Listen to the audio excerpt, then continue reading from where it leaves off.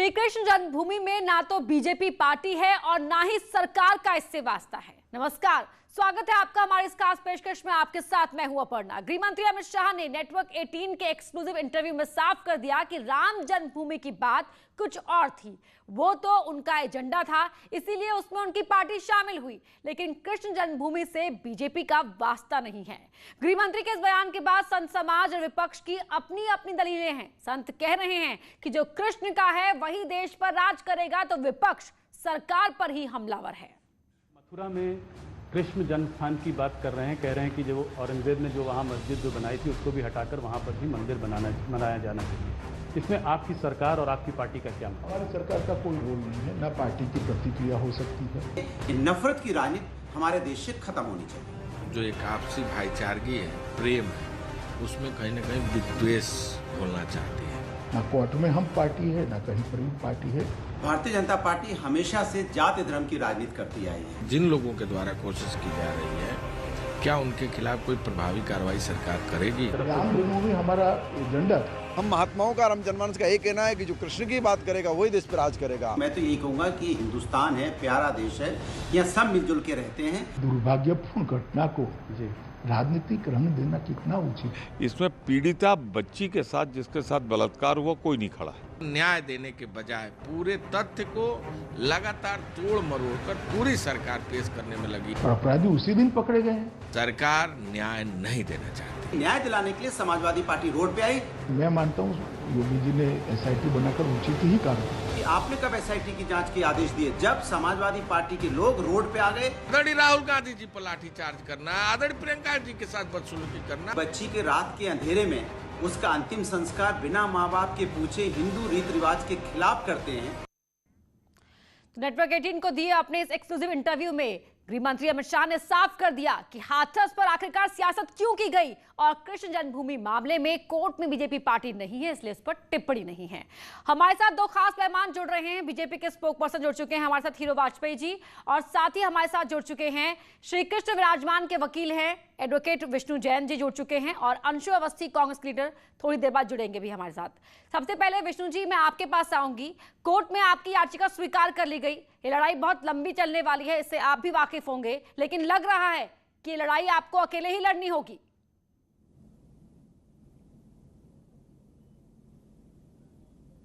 नहीं, देखिए, मैं ये बात आपके सामने बहुत स्पष्ट रूप से कहना चाहता हूं, और जब से मामला हमने कोर्ट में दाखिल किया है, मैं बराबर इस सारे चैनलों पे बात कह रहा हूं कि ये मामला टोटली लीगल विषय है और ये मामला इस देश की कल्चरल नेशनलिज्म का विषय है। ये किसी पार्टी का, किसी पॉलिटिक्स का या किसी राजनीतिक दल का विषय नहीं है, और ना तो ये हमने मामला कोर्ट में किसी राजनीतिक दल के प्रभाव में, ना उनके आदेश पे दाखिल किया है जी। जितने पार्टी हैं इस केस में, जितने लोग इस केस में पक्षकार हैं, उनका किसी भी राजनीतिक दल से कोई लेना देना नहीं है। जी विष्णु जी, यहाँ पर आपने कहा कि ये पूरा लीगल मामला है, तो ऐसे क्या तथ्य हैं, ऐसा क्या आधार है आपके पास, इससे लग रहा है आपको कि ये पूरा मामला सही है और आपके पास पूरे फैक्ट्स हैं? देखिए, मैं आपको एक चीज दिखाना भी चाहूंगा और बताना भी चाहूंगा आपके चैनल पे, क्योंकि आपने सवाल पूछा है। अगर आप इस केस की हिस्ट्री में जाएंगे तो जो 12 अक्टूबर 1968 का फैसला हुआ है, वो फैसला छल से लिया गया है। उस फैसले में श्री कृष्ण जन्मभूमि ट्रस्ट के सिग्नेचर्स नहीं हैं, और उस कॉम्प्रोमाइज़ में जो 12 अक्टूबर 1968 को कॉम्प्रोमाइज़ हुआ है ट्रस्ट मस्जिद ईदगाह के साथ, उसमें किसी भी तरह से श्री कृष्ण जन्मभूमि ने साइन नहीं किया। श्री कृष्ण जन्मभूमि सेवा संघ, जो एक दूसरी सोसाइटी है जो इस प्रॉपर्टी की ओनर नहीं है, उसने साइन किया है, और इसलिए पूरा कॉम्प्रोमाइज फर्जी है, फेक है जी। और उसके बिहाफ पे जो आज वहां पे मस्जिद तामील है, हमारे हिसाब से वो गलत है, क्योंकि 13.37 एकड़ लैंड के स्वामित्व उसकी ओनरशिप हमारी है। लेकिन आपकी हमारी बात तो कोर्ट में ठहरती नहीं ना विष्णु जी। कोर्ट को तो सबूत चाहिए, एविडेंस चाहिए। मुझसे बेहतर आप जानते हैं इस बात को, साबित कैसे करेंगे आप? हाँ, तो कोर्ट में हम एविडेंस देंगे, बिल्कुल देंगे। हम डॉक्यूमेंट्स के आधार पर साबित करेंगे जी। हमारे पास वो कॉम्प्रोमाइज है 12 अक्टूबर 1968 का, वो कॉम्प्रोमाइज है जिसमें आपको क्लियर हो जाएगा और कोर्ट को भी सबको क्लियर हो जाएगा कि उसमें श्री कृष्ण जन्मभूमि ट्रस्ट ने साइन नहीं किए हैं जी। हमारे पास ऑथेंटिक डॉक्यूमेंट्स है। मैं आपके चैनल पे आके आज बहुत जिम्मेदारी से बयान दे रहा हूँ। ऐसा नहीं है कि मैं एक वकील के नाते आपके चैनल पे बैठा हूँ, तो इसीलिए नहीं कि मैं आपको सामने कोई यहाँ पे भाषण देना चाहता हूँ, इसलिए नहीं बैठा हूँ। एक डॉक्यूमेंट्री एविडेंस के आधार पे जो कोर्ट के सामने हमारा केस है, जो हमारे क्लाइंट ने ऑन एफिडेविट कोर्ट में कहा है, वो बात मैं आपके सामने रख रहा हूं। ठीक है विष्णु जी, तो लौटेंगे आगे आपके पास भी, लेकिन अभी फिलहाल एक और बाइट यहाँ दर्शकों को सुनवा देते हैं कि जो आनंद गिरी महाराज हैं उन्होंने इस पर क्या कुछ कहा है। राम जन्मभूमि को भी संतों ने मुद्दा बनाया था और संतों का जन आंदोलन हुआ। जन आंदोलन के बाद राजनीतिक पार्टियां आई और उसमें भाजपा सबसे आगे थी, इसमें कोई संदेह नहीं। भाजपा ने अपने मैनिफेस्टो में डाला और जब मैनिफेस्टो में डाला तो जनता ने उनको वो भाव दिया जिससे वो उस काम को कर सके। वास्तविक तो जनता ने काम किया है। जो राम की बात करेगा वही देश पर राज करेगा। अब भगवान कृष्ण की है तो भी हम महात्माओं का, राम जनमानस का यही कहना है कि जो कृष्ण की बात करेगा वही देश पर राज करेगा। हमारे साथ बीजेपी से हीरो वाजपेयी जी जुड़े हुए हैं। हीरो जी, जो कृष्ण की बात करेगा वही देश पर राज करेगा, और जब आपने अपनी पार्टी के मैनिफेस्टो में राम के नाम को शामिल किया तब जाकर आपको राज करने का मौका मिला।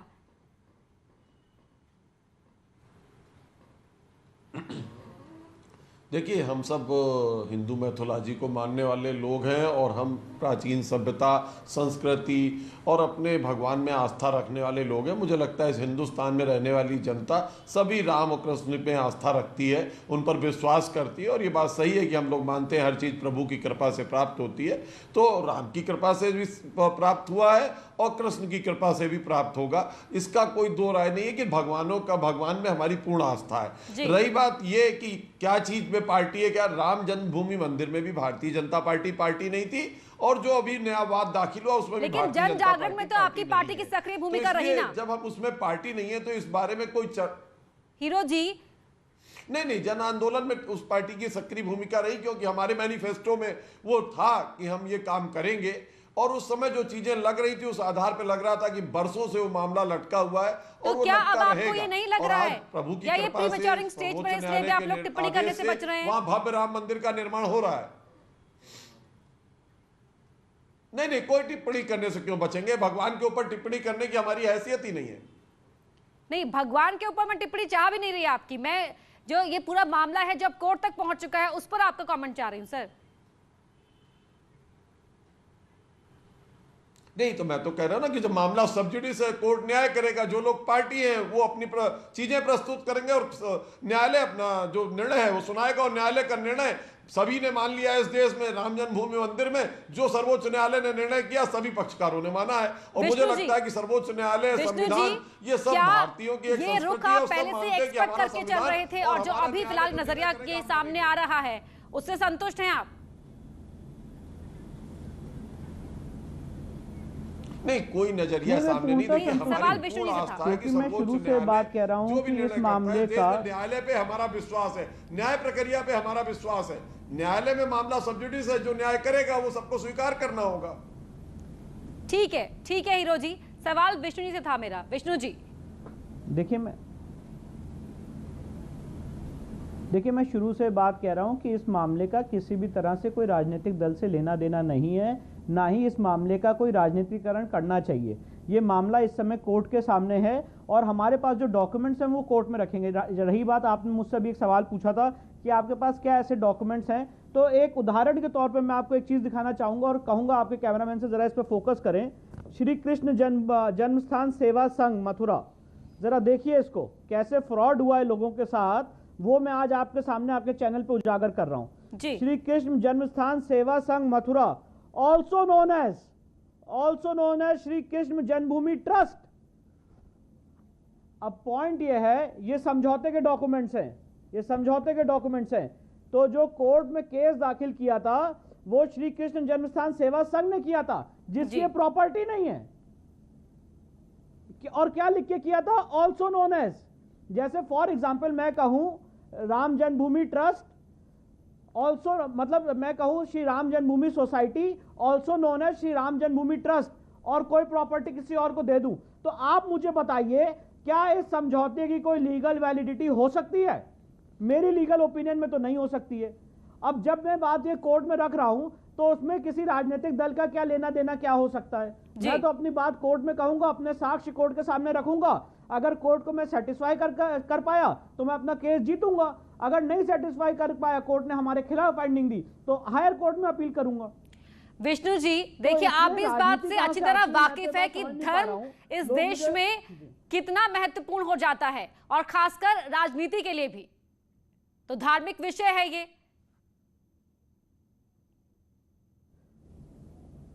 जी बिल्कुल धार्मिक विषय है, लोगों की आस्था से जुड़ा हुआ विषय है। जो 100 करोड़ सनातन धर्मी हैं वो चाहते हैं, उनकी आस्था है, जो कृष्ण भक्त हैं, जो राम भक्त हैं, जितने लोग हैं वो चाहते हैं कि वहां से मंदिर, वहां पे भव्य मंदिर बने और जो श्री कृष्ण जन्मभूमि है वो मुक्त हो।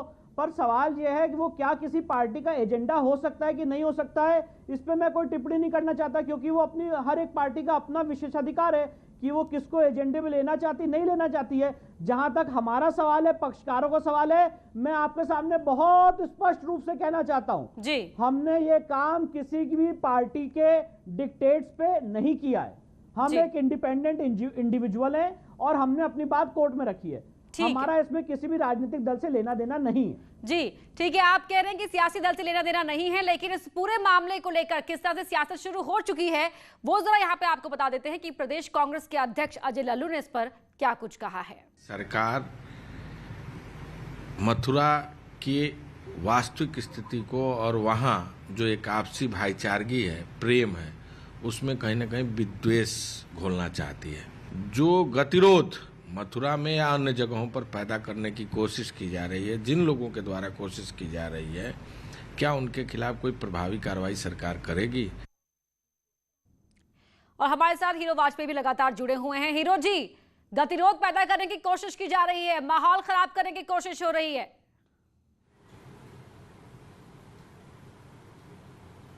नहीं, देखिए, कोई भी मामला अगर किसी न्यायालय के सामने आता है किसी भी पक्षकारों के द्वारा, तो इसको कैसे आप रोक सकते हैं? और इसमें कहाँ कानून व्यवस्था का विषय आ रहा है कि कानून व्यवस्था है, गतिरोध है, दो वर्गों के बीच में संघर्ष हो रहा है? कहीं ऐसी कोई बात नहीं है। कांग्रेस जो है अपना उत्तर प्रदेश में 31 साल से अपनी जमीन खो चुकी है और उस जमीन को, चुनावी जमीन को पाने के लिए अनर्गल प्रलाप कर रही है। इसके अतिरिक्त इस मामले में और कुछ नहीं। ठीक है, हमारे साथ कांग्रेस से अंशु अवस्थी भी जुड़ चुके हैं। अब अंशु जी, सीधा सवाल आपसे, क्या आपत्ति है कांग्रेस को कृष्ण जन्मभूमि को लेकर? नहीं, किसने कहा कि आपत्ति है? या आपकी सहूलत के मैं बोल देती हूं कि आपका स्टैंड क्या है पार्टी का? पार्टी का बिल्कुल साफ स्टैंड है, क्लियर स्टैंड है कि कोई भी मामला जहां पर इस तरीके का जमीनी विवाद है तो उसको न्यायालय उसका निस्तारण करेगा। अयोध्या के मामले में भी न्यायालय ने निस्तारण किया, सुप्रीम कोर्ट ने निस्तारण किया। अगर कृष्ण जन्मभूमि में आपत्ति है तो वहां भी निस्तारण होगा। इसमें ना तो किसी पार्टी को गतिरोध की बात आपत्ति आपके प्रदेश अध्यक्ष क्यों कह रहे हैं कि गतिरोध पैदा करने की कोशिश की जा रही है, सरकार को कार्रवाई करनी चाहिए, फिर इस तरह की बात क्यों? नहीं, मैं तो ये बात फिर से कह रहा हूं कि सरकार का काम है उत्तर प्रदेश के लोगों,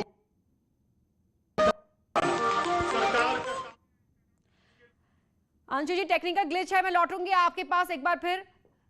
विष्णु जी हमारे साथ लगातार जुड़े हुए हैं। विष्णु जी, अगर दो लोग कहीं पर असहमत हैं तो उसका निर्णय न्यायालय कर रहा है। सरकार का काम क्या है, ये सबसे बड़ा सवाल है। सरकार सर, कोर्ट में तो मामला चल ही रहा है, कोर्ट में तो मामला आ चुका है, याचिका स्वीकार हो गई है, लेकिन आपके प्रदेश अध्यक्ष कह रहे हैं कि गतिरोध पैदा करने की कोशिश हो रही है। उन्हें क्या अंदर से कोई इनपुट मिला था, इस तरह के उनकी खबरें पहुंची थी उन तक? देखिए, मैं आपको बता दूं, भारतीय जनता पार्टी अपराध पर नियंत्रण नहीं कर पा रही है, रोजगार नहीं दे पा रही है और जितने वादे 2017 में किए थे, ठीक है, कोई भी वादा पूरा नहीं कर पा रही है। अब वो चाहती है कि मामला घर पे जाकर पूछ रही हूँ कि कृष्ण जन्मभूमि को लेकर जब अदालत में याचिका स्वीकार हो गई तो कांग्रेस को क्यों लग रहा है कि इससे माहौल खराब करने की कोशिश हो रही है? क्यों? बीजेपी तो कह रही है कि हम तो कोर्ट में पार्टी भी नहीं है। इसका जवाब मैं दे सकता हूँ। उत्तर प्रदेश की सरकार की जिम्मेदारी है, इसका जवाब मैं दे सकता हूँ। जिम्मेदारी है उत्तर प्रदेश में कानून व्यवस्था को सुदृढ़ रखना। उत्तर प्रदेश के मुख्यमंत्री पूरी तरीके से नकारा हो चुके हैं। जितने वादे किए थे देखिए, उनका निकम्मापन बाहर आ चुका है। ठीक है अंशु जी, ठीक है ठीक है। अरे एक मिनट सुन लीजिए, अरे सुन अंशु जी लीजिए एक अंशुल मिनट, जी, एक मिनट मेरी बात सुन लीजिए। आप अंशु जी, ऐसे एक मिनट। ऐसे शब्दों का इस्तेमाल कर रहे हैं। अंशु जी, विष्णु जी कुछ कहना चाह रहे हैं, उनकी बात सुन लेते हैं पहले। जी विष्णु जी। की सरकार अपराधियों का संरक्षण कर रही है। देखिए सुनिए, बात सुनिए जरा। आप ये बात कह रहे हैं, मैं वैसे कोई राजनीतिक व्यक्ति नहीं हूं, पर जो सच है वो आपके सामने लाना, आपके चैनल पे लाना मेरा दायित्व है, मेरी ड्यूटी है एज ए लॉयर। अब आप देखिए, जो मैंने आपको समझौता दिखाया था, ये यहाँ पे बैठ के कांग्रेस के प्रवक्ता इतनी बड़ी बड़ी बातें कर रहे हैं और किसी आदमी को टारगेट कर रहे हैं। ये जो समझौता किया था आपको पता है, और कभी मैं चाहूंगा कि आप इस पे स्टिंग करें, ऑपरेशन करें इसका, मतलब इसका इन्वेस्टिगेटिव जर्नलिज्म करें। ये देखिए श्री उत्तर प्रदेश की सरकार सुन लीजिए साहब, मैं तथ्यों के साथ बात कर रहा हूँ। श्री एम अनंत संयम अयंगार, जरा इसको फोकस करिए। अरे देखिए ना, बात सुनिए जरा। श्री एम अनंत संयम अयंगार, गवर्नर बिहार पटना, ये कांग्रेस के व्यक्ति थे जिन्होंने समझौते पे साइन किया। द्वारका प्रसाद मिश्रा, चीफ मिनिस्टर मध्य प्रदेश भोपाल, इन्होंने समझौते पे साइन किया। कांग्रेस पार्टी से पूछिए ना, इन्होंने समझौते पे क्यों साइन किया, जरा पूछिए ना। भगवान की जमीन कैसे दे दी आपने? मैं कोई राजनीतिक इसको विषय नहीं बनाना चाहता हूँ, पर जब आपको फैक्ट नहीं पता है, अरे बेरोजगार है उत्तर प्रदेश के लोग, वो एक अलग विषय है। आज यहाँ पे डिबेट में आपको बेरोजगारी पे बोलने के लिए नहीं बुलाया गया है, ना कोरोना वायरस पे बोलने के लिए बुलाया गया है। मैं आपसे सवाल ये पूछ रहा हूँ, आप यहाँ पे बात कर रहे हो, आपने भगवान के साथ अन्याय किया। हमारी जमीन, हमारी मंदिर की जमीन आपने चाहिए, रोजी चाहिए, ये सबसे महत्वपूर्ण विषय। तो यानी कि आप अंशु जी ये कह रहे हैं कि कृष्ण जन्मभूमि का जो विषय है वो महत्वपूर्ण नहीं है फिलहाल, इसलिए उस पर आप बात नहीं करेंगे। आप धर्म का एजेंडा चलाने के लिए बैठे, ये उत्तर प्रदेश का महत्वपूर्ण विषय है जिसपे सरकार फेल हो चुकी है। अंशु जी या तो ये कह दीजिए ना कि राम की तरह आपको भी काल्पनिक लगते हैं श्री कृष्ण भगवान। नहीं है क्योंकि समझौता इन्होंने किया है। ये चैनलों पर पैसे लेकर भौंकने चले जाते हैं। अंशु जी अपने शब्दों की मर्यादा का ख्याल रखिए। अंशु जी कौन है? द्वारका प्रसाद मिश्रा। बिल्कुल, इन्होंने अपनी मर्यादा छोड़ दी है। अंशु जी शब्दों की गरिमा का ध्यान रखिए, मैं आपसे बार बार कह रही हूँ। देखिए इस विषय पर मैं इस तरह का रिएक्शन नहीं चाहूंगी आपसे। आप ये बताइए कि कृष्ण जन्मभूमि को लेकर आपकी पार्टी का स्टैंड है क्या? लेकिन ये बराबर राजनीति करते हैं। क्या कृष्ण जन्मभूमि के मामले को लेकर भी आप इसे इमेजिनरी बता दें, काल्पनिक है आपके लिए ये भी? देखिए, उत्तर प्रदेश के लोग इस बात को समझ चुके हैं कि जो वर्तमान मीडिया है और जो चैनलों पर बैठने वाले राजनीतिक विश्लेषक हो या पत्रकार, ये पैसे लेकर जिस तरीके से आम जनमानस, अरे अंशु जी आप कहां से क्या ये आपका सही है कि अगर आपकी मन की बात की जाए तो बहुत अच्छा, ना हो तो आप आरोप लगा देते हैं। देखिए पत्रकारों को उनका काम मत सिखाइए, नहीं चैनलों को। अंशु जी आपकी पार्टी का रिएक्शन क्या है, सीधा जवाब दीजिए। प्रदेश का जनमानस इस बात को जान चुका है। अंशु जी आपको बताया गया था टॉपिक क्या है, तो आप डिबेट में ना आते ना। उत्तर प्रदेश का जनमानस जान रहा है कि 31 साल से कांग्रेस बेरोजगार है। उत्तर प्रदेश में समझौता हुआ था, आपकी पार्टी के नेताओं ने दस्तखत किए थे। कानून व्यवस्था इनसे संभल नहीं पा रही। अंशु जी लॉ एंड ऑर्डर पर हम डिस्कस करते रहेंगे, आगे भी करेंगे, लेकिन पहले आज का टॉपिक क्या है वो बताइए। मुद्दों की बात, पाकिस्तान की बात, हिंदू की बात, मुसलमान की बात, बीजेपी की सरकार अगर हिंदू मुसलमान, अंशु जी क्या ये मान लिया जाए कि कांग्रेस का स्टैंड ही नहीं है इस पूरे मामले को लेकर? देखिए, मैंने फिर से कहा, जो ये असहमति के विषय हैं इनका निपटारा कानून में के जो भारतीय संविधान है उसमें न्यायालय करता है। राम जन्मभूमि के विषय को भी न्यायालय ने निपटारा किया। अगर कृष्ण जन्मभूमि में कोई विषय है, कोई समस्या है, कोई पक्ष असहमत है तो उसका निपटारा कानून न्यायालय करेगा। उसमें बताइए ना भारतीय जनता पार्टी का क्या स्टैंड है। ठीक है, बहुत बहुत शुक्रिया हमसे बातचीत करने के लिए आप तीनों ही खास मेहमानों का। कृष्ण जन्मभूमि की पूरे विवाद की याचिका को जिला कोर्ट ने स्वीकार कर लिया है। अब पूरा मामला कोर्ट में चल रहा है। बीजेपी का साफ तौर पर यहां पर यह कहना है कि ना तो पार्टी कोर्ट में इसमें पूरे मामले पक्षकार है और ना ही फिलहाल इस पर कोई टिप्पणी सरकार की ओर से की जाएगी। रुक रहे एक छोटे से ब्रेक के लिए, खबरें लगातार जारी हैं।